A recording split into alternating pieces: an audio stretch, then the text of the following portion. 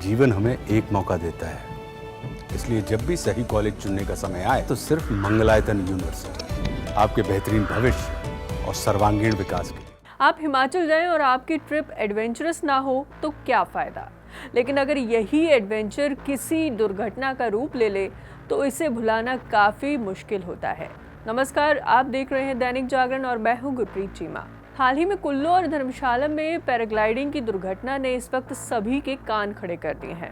सबसे पहले धर्मशाला के फेमस इंदुनाग पैराग्लाइडिंग साइट की बात करें तो बात 18 जनवरी की है। शाम का समय था और टैंडम फ्लाइट में सवार अहमदाबाद की भावसार खुशी पैराग्लाइडिंग के लिए टेक ऑफ कर रही थी, लेकिन उड़ान के समय पैराग्लाइडर नहीं खुले। इसके बाद खाई में गिरने से उनकी मौत हो गई। हादसे में पायलट भी बुरी तरह से जख्मी हो गया।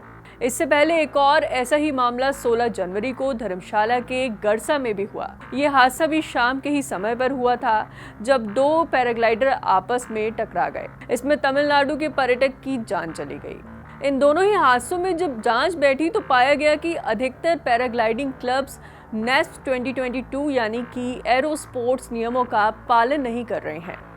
अब यहाँ समझ लेते हैं कि नेस्प क्या है। 2022 में मिनिस्ट्री ऑफ सिविल एविएशन ने इसे लॉन्च किया था ताकि एरो स्पोर्ट्स से रिलेटेड एक्टिविटीज़ के दौरान सेफ्टी पर काम किया जाए।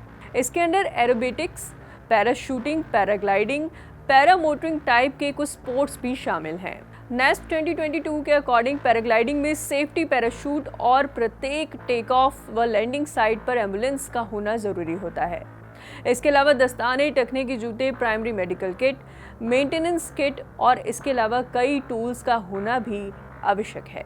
और इसके साथ ही पार्टिसिपेंट्स को सेफ्टी इंफॉर्मेशन देना भी इसी का एक पार्ट भी होता है। और इन सभी बातों की अनदेखी हिमाचल के टूरिस्ट साइट पर की जा रही है। अब जांच के दौरान एक बात और सामने आई है कि पैराग्लाइडिंग के दौरान जिस गोप्रो कैमरे का इस्तेमाल होता है, हादसे के बाद कैमरे की हर बार वीडियो रिकॉर्डिंग गायब हो जाती है।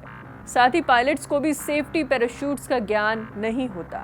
नेस्प 2022 के मुताबिक किसी भी पायलट को टैंडम लाइसेंस के लिए आवेदन करने से पहले SIV एडवांस कोर्स पूरा करना होता है, जिसमें सेफ्टी पैराशूट से संबंधित सभी गतिविधियों के बारे में ट्रेनिंग दी जाती है। अब सवाल ये कि हिमाचल में नियमों की धज्जियां उड़ाकर पर्यटकों की सेफ्टी के साथ जो खिलवाड़ किया जा रहा है, इसके लिए जिम्मेदार कौन है? उम्मीद है आपको ये वीडियो पसंद आई होगी। इस तरह की और वीडियोस देखने के लिए देखते रहिए दैनिक जागरण।